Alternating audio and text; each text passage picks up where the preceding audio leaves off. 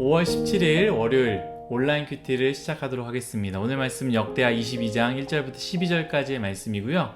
제가 읽을 말씀은 3절, 4절입니다. 아하시야도 아합의 집 길로 행하였으니 이는 그가 어머니가 꾀어 악을 행하게 하였음이라. 그의 아버지가 죽은 후에 그가 패망하게 하는 아합의 집의 가르침을 따라 여호와 보시기에 아합의 집과 같이 악을 행하였더라. 아멘. 오늘 여러분들과 나눌 큐티의 제목은요, 매력적인 아합의 길입니다. 매력적인 아합의 길입니다. 우리는 금요일 큐티 여호사밧의 마무리를 봤고요. 토요일 주일 큐티에는 여호사밧의 장자였던 여호람의 이야기, 그리고 오늘은 여호람의 막내 아들인 아하시야 왕의 이야기를 보게 됩니다. 토요일 주일 우리가 보지 않았겠지만 보신 분들은 아마 알 거예요. 토요일 주일 큐티에 등장한 남유다 왕 여호람과 그리고 오늘 말씀에 등장하는 아하시야는요, 성경에서 이렇게 말하고 있습니다. 제가 읽겠습니다. 역대하 21장 6절입니다. 거기서 말하는 그는 여호람이죠. 그가 이스라엘 왕들의 길을 행하여 아합의 집과 같이 하였으니 이는 아합의 딸이 그의 아내가 되었습니다. 그가 여호와 보시기에 악을 행하였으나, 그리고 오늘 말씀 3절입니다.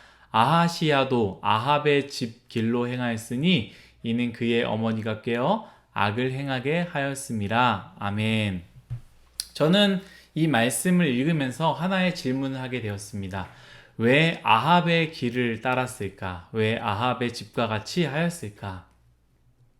물론 성경에는 이런 이유에 대해서 여호람은 아합의 딸과 결혼했기 때문에 여호람은 그 아내의 영향을 받았을 것이고, 그리고 그 여호람과 아합의 딸 사이에 난 아들 아하시야는 그 어머니에게 영향을 줬다라고 이야기하고 있습니다. 물론 아내의 역할 그리고 어머니의 역할 굉장히 큽니다.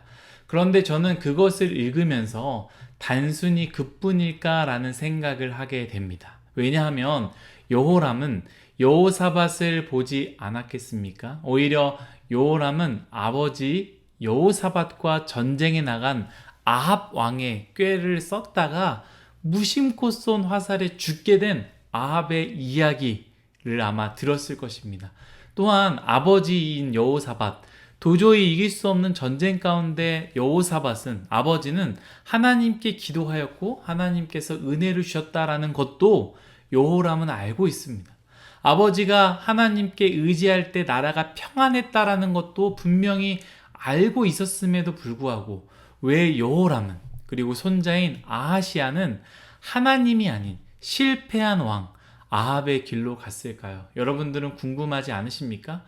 저는 굉장히 궁금한 것이 이것이 우리의 삶과 굉장히 밀접하기 때문이다라는 것이죠. 우리도 분명히 우리의 부모님들이 여호사밧처럼 믿음의 삶을 살고 있지만 우리는 여호람처럼 살고 있을 수 있거든요. 우리의 삶, 현재의 삶은 아하시야처럼 아합의 길, 아합의 집과 같이 살고 있을 수 있거든요. 부모님은 신앙을 위해 눈물로 기도하고 개혁을 위해 삶의 군더더기를 다 버리고 진실함과 성실함으로 살아가며 모든 죄의 모양들을 버리려고 노력을 하는데, 그 기도 속에 평안한 우리는 예배가 귀찮고 기도가 귀찮고 또한 예배보다는 세상의 방법으로 어떻게 살려고 노력하는, 그렇게 또한 되지 않았을 때 속상해하고 비교의식 속에 눈물을 흘리고 있다라는 것이지요.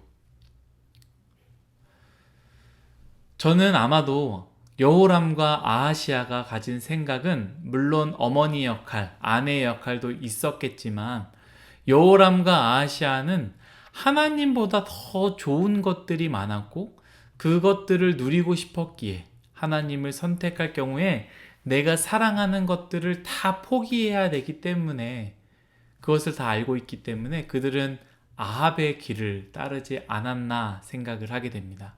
사랑하는 뉴스공화 여러분들, 세상의 길은 참 매력적입니다. 정말로 세상에서 말하는 대로 살면 너무 좋을 것 같습니다. 짜릿하고 기쁨이 넘칠 것 같습니다. 사람들에게 멋진 삶을 보여줄 수 있을 것 같고 쾌락으로 가득 채우며 내 능력을 뽐내며 살 수 있을 것 같습니다. 그런데 반대로 하나님의 삶, 하나님을 따르는 삶은 참 바보 같습니다. 은혜로 사는 것, 그것만큼 바보처럼 보이는 게 어디 있습니까? 무능해 보이고 하찮아 보입니다.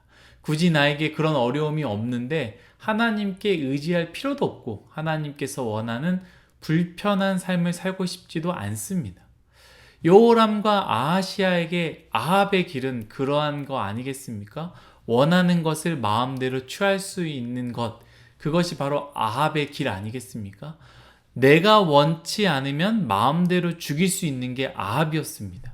하지만 하나님을 모실 때 원해도 참아야 하고 미워해도 사랑해야 되는 것이 바로 다윗의 길이고 하나님께서 원하시는 길이었다라는 것이죠. 여러분, 세상은 참 매력적입니다.